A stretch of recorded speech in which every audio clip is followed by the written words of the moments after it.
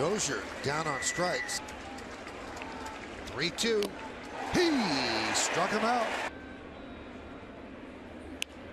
And that one is looped into left field, a base hit. So Herman breaks the string of 16 retired in a row. And Eovaldi's going to get a nice hand.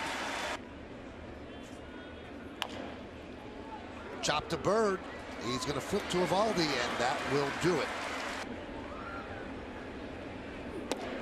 Strike 3. Herman down looking. Grounded to shortstop. Gregorius is there, and Eovaldi works a 1-2-3 inning.